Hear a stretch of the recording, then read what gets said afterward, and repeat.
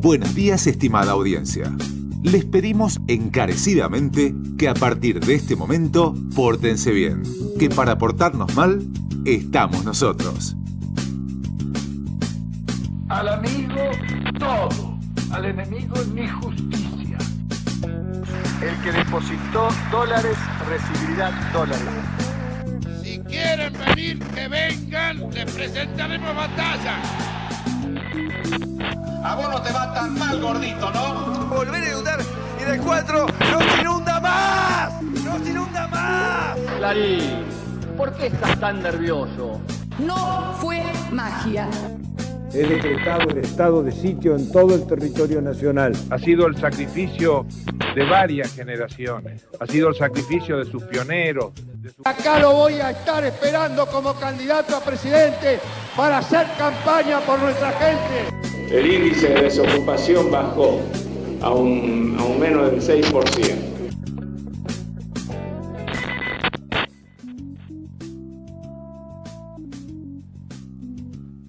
Buenos días, bienvenidos a Pórtense Bien. Uno tiene la sensación en estos tiempos que cada sábado, día que se hace nuestro programa, llegamos a una estación, ¿no? Después de recorrer un campo de batalla, mirando como desde la ventanilla de un tren o de un colectivo, y llegamos a la estación y es el momento en que nos juntamos a dar cuenta de lo que hemos visto en el transcurso del tramo, de los 6 días, 7, y reflexionar un poco sobre esta convulsión permanente en la que se ha transformado la República Argentina. Buen día, Claude. Buen día, Rubén, buen día a toda la audiencia. Como vos decís, ¿no? Pareciera como que pasa mucho más que una semana entre programa y programa. Sí, porque y kilómetros y sensaciones y paisajes distintos. Sí, la verdad que sí. Hemos vivido tantas emociones, tantos hechos, hemos visto suceder tantas cosas a nivel nacional, a nivel provincial, que cuesta enarbolar un análisis sin dejar nada afuera, ¿no? Pero yo te digo, Rubén, yo lo tomo a toda esta situación como algo asimilable a una tormenta en esa que convergen un montón de factores, o sea, la lluvia con el granizo, el viento, después viene un huracán, convergente. Después viene, encima es de noche y hace frío y la región es montañosa. Y se nos terminó la sopa.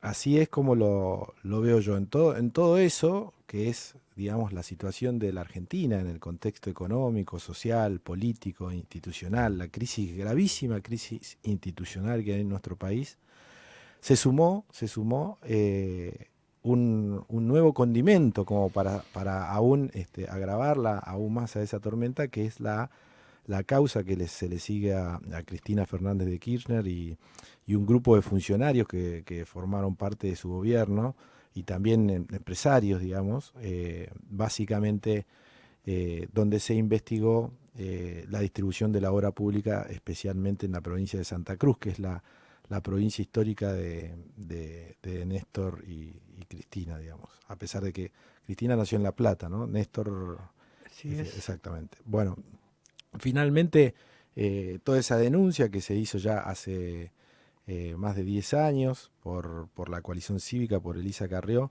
se aportaron pruebas, se sustanció esa prueba, y finalmente el fiscal, que es el funcionario público que investiga, pidió 12 años de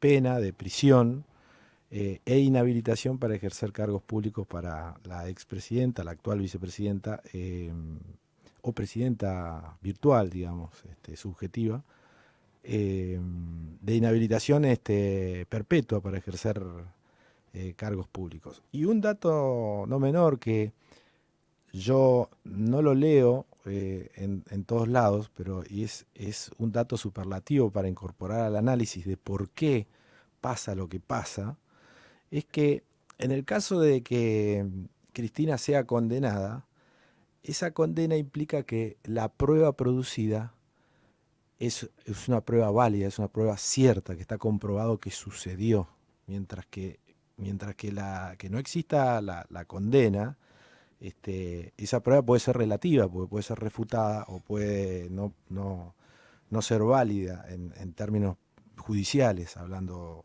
fácil. Sí, de todas maneras, el mecanismo judicial argentino Sí, implica la apelación y demás. Está en todas las instancias hasta que quede como definitivo. Pero no obstante, una condena, así sea en primera instancia y que esté apelada, implica el avance y la consolidación de otras causas en la que Cristina está, porque hay prueba cruzada, sobre todo la causa de los sauces y Otesur.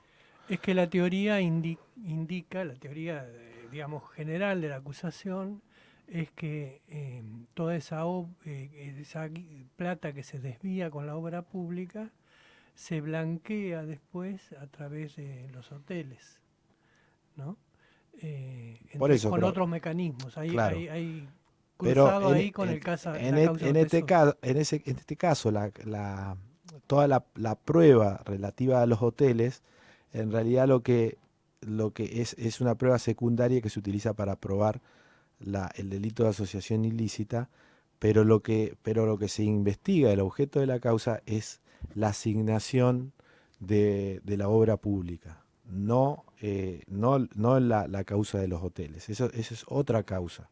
Sí, entonces, pero como están relacionadas, una consolida a la otra o puede también hacer perecer a la otra, porque si finalmente esta causa no prosperaría, esa prueba perdería mucha fuerza y la otra causa también. Por eso está todo muy, muy relacionado y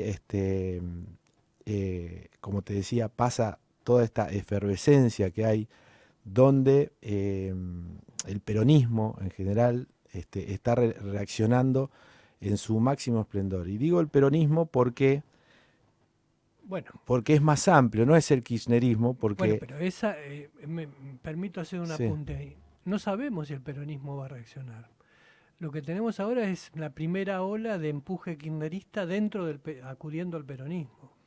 Vamos a ver, yo tengo mis dudas. No, mira, hay algunos datos que son llamativos. Yo apunto todo esto, mi análisis apunta a que hay como... La política es una corporación, y donde hay competencia, donde hay distintos niveles, donde hay jerarquías y donde claramente hay una competencia entre ellos. Pero cuando la amenaza es general, la corporación funciona y todos se defienden entre todos.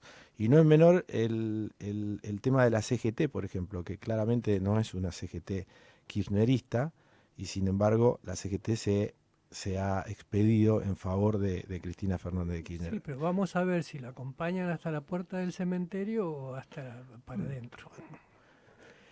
Hay otros actores también, diputados y senadores que no son del bloque kirchnerista, intendentes sabemos, hace unos días hubo una especie de solicitada a nivel nacional con intendentes en general de pueblos y ciudades pequeñas, pero fueron más de 400 intendentes de todo el país, incluso hubo 4 de Neuquén y 8 de Río Negro, que firmaron ese documento defendiendo a la postura de Cristina, que se dice estar perseguida por el partido judicial, ¿no?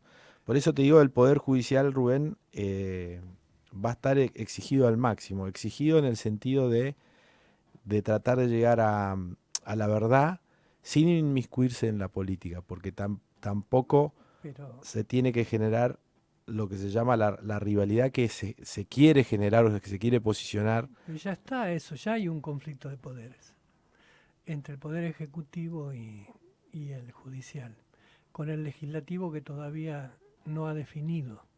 Pero hay un conflicto de poderes, porque tenemos desde el presidente para abajo, con muchas instituciones que no representan a un partido político, sino que representan a instituciones de mayor o menor alcance entre la ciudadanía, que van desde sindicatos, universidades, hasta llegar al mismo gobierno de la nación, se han pronunciado con una terminología que es la nacida del departamento de Recoleta, digamos. Sí. O sea, el partido judicial. Si yo tengo a un gobierno de la nación que habla del partido judicial, ya estoy en un conflicto de poderes porque estoy desconociendo la legitimidad de ese poder judicial. Le estoy achacando un sesgo partidario al poder judicial.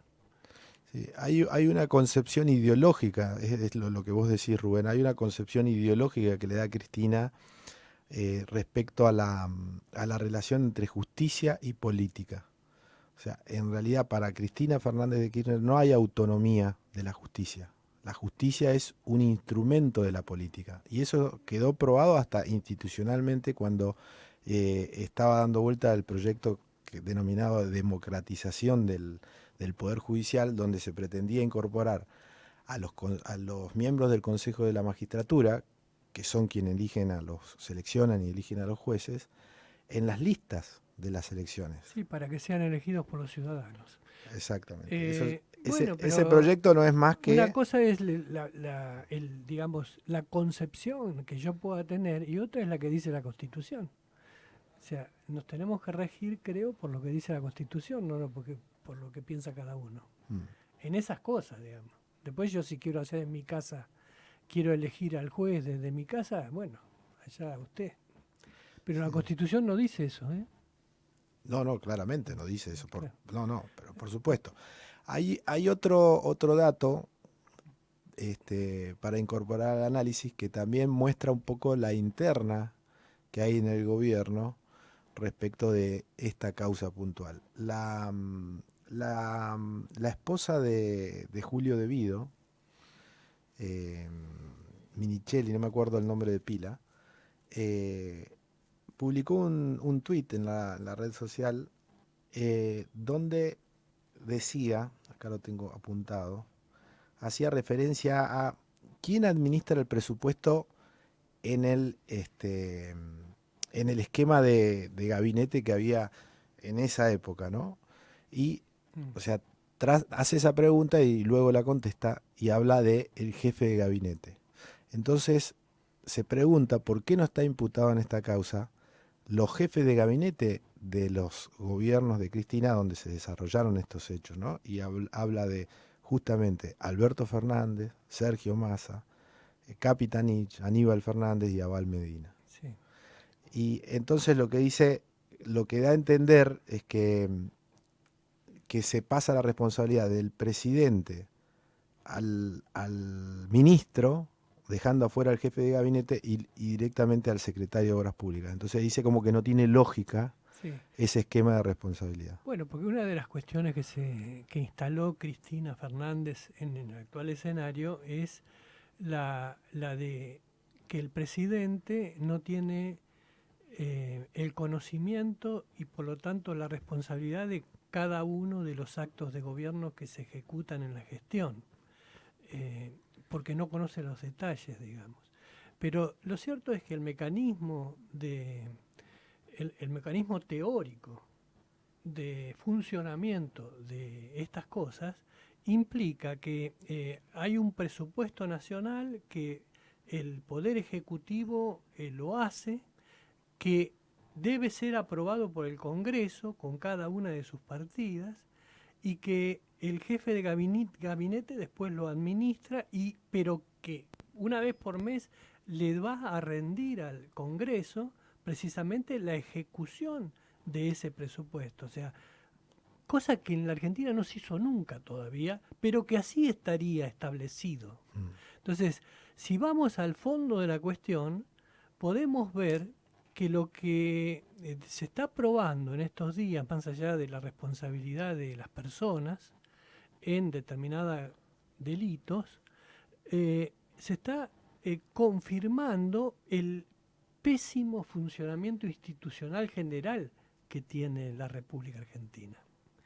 La obra pública es un ejemplo, y no lo digo por el caso Vialidad, lo digo por toda la obra pública histórica, en donde de alguna manera le doy la razón mal, pero la razón de alguna manera a la propia Cristina Fernández cuando dice, ¿y ahora se sorprenden con esto? ¿No? Deja entrever eso, como diciendo, sí, siempre fue así, y además en otros gobiernos también, ¿no? Y lamentablemente tenemos que asumir que hay un mecanismo de distorsión que lleva inexorablemente a la corrupción en el manejo de la obra pública. Y si no, miremos alrededor. La Ruta 22, el Puente de la Rinconada, no sé, toda la obra pública que hace 20, 30, 40 años que está aprobándose en los presupuestos y no se ejecuta, Claude. Por ejemplo, te doy un ejemplo nada más. Entonces, esta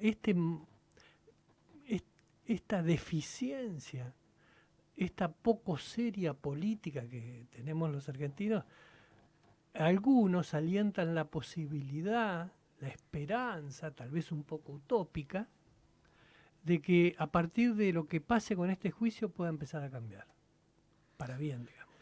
Sí, yo creo que se está generando un punto de inflexión donde la gravedad del caso es tal que hasta en esta especie de alegato fuera de la ley que hizo Cristina cuando no le permitieron declarar en la justicia, su discurso de manera subjetiva, como vos bien decías recién, Rubén, aceptaba que el mecanismo de la obra pública históricamente hubo corrupción. O sea, como diciendo, hubo corrupción, pero no es de ahora, es de siempre.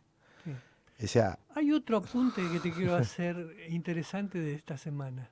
Lula da Silva, que está compitiendo por la presidencia nuevamente, después de pasar por la cárcel, acusado precisamente de corrupción y tocado de alguna manera por el escándalo de Petrobras y todas esas causas gigantes que hubo en Brasil y que terminaron dando origen a la concepción del lawfare, que es una concepción casi antropológica hecha desde la fatigosa actitud de algunos intelectuales. Acá en Neuquén tenemos algún ejemplo. Lula dijo que admitió que sí hubo corrupción en su gobierno. Y dijo, evidentemente ha habido corrupción, haciéndose el boludo, ¿no? Evidentemente ha habido corrupción porque esto ha sido confesado por quienes la cometieron. Como diciendo, más o menos lo mismo que dice Cristina. Bueno, corrupción parece que hay. Pero yo no tengo nada que ver. Obviamente yo no. Pero evidentemente hay un montón de chanchullos que hicieron los que fueron mis funcionarios. Sí. ¿No? Y esto, también nos permite remitir a otro gran juicio histórico de la República Argentina, como fue el de las juntas, el juicio de las juntas militares, que terminó en el concepto de obediencia debida y terminó en la destrucción del concepto de obediencia debida como justificación para cometer hechos de lesa humanidad. Frente a todo esto, Rubén, que nos quedan un montón de detalles para analizar, el kirchnerismo ve una oportunidad, no se rinde y dice, vamos a aprovechar esto como una oportunidad a través de la victimización, a través de la persecución, de tratar de posicionar eso desde distintas entidades que les son afines y canales, digamos, sociales, ONG y militancia activa, y vamos a generar esta sensación de que estamos siendo de que Cristina está siendo perseguida, de que está queriendo ser encarcelada porque ella es del pueblo, mostrándola a Cristina como que no es una ciudadana común, como que estamos todos nosotros y después está ella, y a partir de ahí generar todo un escenario, digamos, social donde Cristina es una especie de salvadora, como que, bueno, ante este caos absoluto, la única solución es Cristina. Y bueno, y se trazan paralelismos, ¿no? de la historia de la época de la vuelta de Perón y distintos escenarios donde Perón actuó y tuvo distintos hechos históricos, y trazan como paralelismo y empiezan a comparar como que se vuelve a repetir la historia. Entonces hay todo como un relato y una estrategia que así llegamos hasta el día de hoy. Sí. Que incluye, en el caso de Elía, de Luis de Elía, por ejemplo, la organización concreta de cortes de ruta por tiempo indeterminado. Particularmente las rutas de acceso a la capital, a la ciudad de Buenos Aires. Bueno, en ese contexto está además la economía, que sigue como, digamos, fue circunstancialmente opacado el tema económico por el pedido de condena a Cristina Fernández, pero que está ahí y que se está librando una batalla importante ahora en la visita de Sergio Massa a Estados Unidos, en donde posiblemente se haga un pedido de un nuevo préstamo que quieren vender como que no es un préstamo al mismo organismo que ha sido tan vapuleado por el propio kirchnerismo, el Fondo Monetario Internacional. Pero la situación está obviamente muy complicada, y hago un paralelismo. Digamos, en Estados Unidos, donde está Massa ahora, el gobierno de Estados Unidos le comunicó oficialmente a la ciudadanía, las autoridades en realidad del Banco Central de Estados Unidos, del Tesoro de Estados Unidos, le comunicaron a la ciudadanía que va a haber mucho dolor en los hogares de los estadounidenses por la inflación, por la consecuencia de la inflación.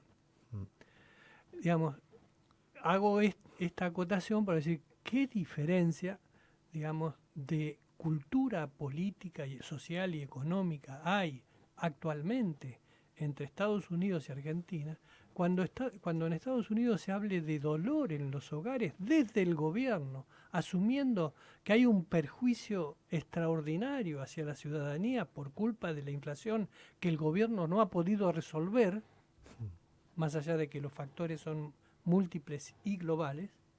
Y acá en Argentina vivimos en la mansedumbre y en la conformidad con una inflación que es 1000% superior a la que tiene Estados Unidos, ¿no? Entonces, bueno, ese panorama económico no ha cambiado sustancialmente. Yo me acuerdo que hace 2 sábados, ¿te acordás que hablamos de si se va a devaluar o no en Argentina? Que es un tema que se sigue diciendo. ¿Cuándo van a devaluar? ¿Van a devaluar? ¿No queremos devaluar? ¿No se va a devaluar? Bueno, cuando hablamos hace 2 sábados, el dólar oficial, me acuerdo porque lo puse de ejemplo con un consultor con el que estábamos hablando, que ahora no me acuerdo el apellido, el dólar estaba a 138 pesos, el dólar oficial Banco Nación. Hoy está a 144,27 centavos. Es decir, la devaluación es constante, es hormiga y constante, y evidentemente no se quiere aceptar el impacto político de anunciar. No, de anunciar. Lo hacen de manera una mega devaluación disimulada, oculta. No queremos hablar de una devaluación que sea del 100, 150 o 200%. Eso es lo que no se quiere hablar, porque digamos, Cristina y el kirchnerismo y el peronismo en general, en este caso sí, no quiere tener la misma responsabilidad que han tenido otros gobiernos de cambiar nuevamente nuestra moneda, que ha sido destruida nuevamente. Mientras tanto, en las redes sociales, operadores de la oposición y la gente que un poco hace ese trabajo, se están haciendo un festival de contradicciones entre videos de Alberto Fernández del 2015, de la época que estaban separados, y de Sergio Massa, de esa época, y las declaraciones de ahora. Es un festival que tiene un tráfico masivo, y Vos por ahí me decís, machacan en los noticieros. claro, bueno, y obviamente que también se traslada a los medios tradicionales, pero el impacto de las redes sociales con las contradicciones, realmente no es un tema para dejar fuera del análisis, porque el impacto social es tremendo. Por supuesto. El caso Nisman fue brutal. Digamos. El gobierno diciendo a través de la vocera presidencial, Cerruti, que no hay instancia judicial que diga que Nisman no se suicidó o que fue asesinado. Ese fue el colmo de la distorsión de la verdad o de la mentira, porque precisamente la causa judicial que se sigue para investigarla es por homicidio, no es por suicidio. Pero la gravedad institucional es que el Poder Ejecutivo anuncie o se entrometa en cuestiones que debería, en todo caso, anunciar el Poder Judicial, que son poderes totalmente autónomos e independientes. Sí, pero bueno, ahí nuevamente tenemos al Poder Ejecutivo, a la Universidad de Comahue, a la CGT, a organismos que representan a más ciudadanos que a un partido político, diciendo que en la justicia no tiene pruebas. Digamos, no tiene que decir una institución. Lo tiene que decir, lo puede decir cualquier ciudadano como opinión, lo puede decir un partido político como opinión, pero es la justicia la que tiene que decir si hay prueba o no. Sí.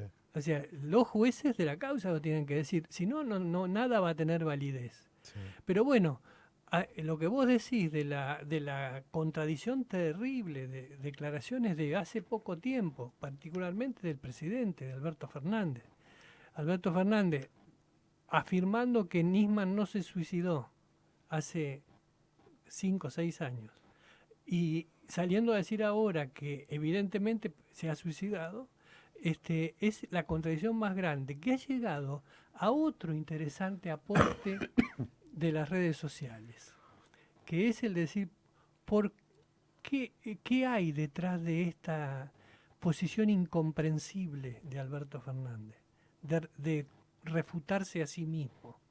Y hay gente que ha publicado, por ejemplo, Lana Montalbán, que es conocida periodista, ha publicado que, digamos, esta cuestión como un rumor que se está expandiendo, que habría una suma millonaria en dólares prometida al presidente para que dijera todas estas cosas, estas barbaridades contra sí mismo, ¿no?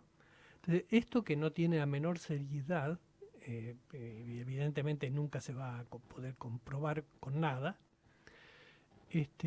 no obstante se está diciendo en este ámbito estremecedor, porque no tiene mayor compromiso con la verdad ni le interesa, que son las redes sociales, ¿no? Ahí yo la entrevista que le hicieron en TN a Alberto Fernández la escuché del principio hasta el final con mucha atención, porque me llamó la atención que Alberto vaya a TN a brindar un reportaje con en A Dos Voces, con esos periodistas. Me llamó la atención y dije, lo voy a ver, incluso ya había visto la promoción y lo escuché atentamente, del principio hasta el final. Y la verdad que a mí creo que Alberto Fernández, que no es un buen orador, claramente no es un buen orador, ni es un orador organizado, y más un orador organizado que tenga en cuenta el cargo que ocupa en función de las palabras que va a decir. Hizo una buena entrevista, según mi concepción, a comparación de otras. Hizo muy buena entrevista. Y cuando le preguntan, no me acuerdo exactamente la pregunta, pero le preguntan si no tenía miedo o reparo de que a Luciani le pase lo mismo que a Nisman, o sea, que lo asesinen. Ahí Alberto Fernández responde lo que respondió, por supuesto se recorta y se toma ese recorte, pero yo me di cuenta que Alberto Fernández quiso decir, no, pero a ver, a Nisman no lo asesinaron, que yo sepa, Nisman se suicidó. Entonces, como que le quiso devolver la gentileza de decir, bueno, si usted cree que si yo tengo miedo de que a Luciani le pase lo mismo que a Nisman, entonces en todo caso sería un suicidio. Espero que no lo haga. Por supuesto que quedó como una barbaridad y es un tema muy sensible que despierta todo tipo de reacciones, pero debo decir que yo lo vi y para mí no lo dijo con esa intención. No lo dijo con esa intención. Fue un error fue claramente un error estratégico en su forma de contestar, y más siendo el presidente de la nación. Pero en esa yo debo ser sincero, no se la adjudico obviamente que al otro día lo acribillaron y fue viral, ¿no? En definitiva va a tener que hacer lo que le dijo Eve de Bonafini, que le pidió encarecidamente que no hable. Bueno, ¿vamos al corte? Vamos al corte. Hagan lo que quieran,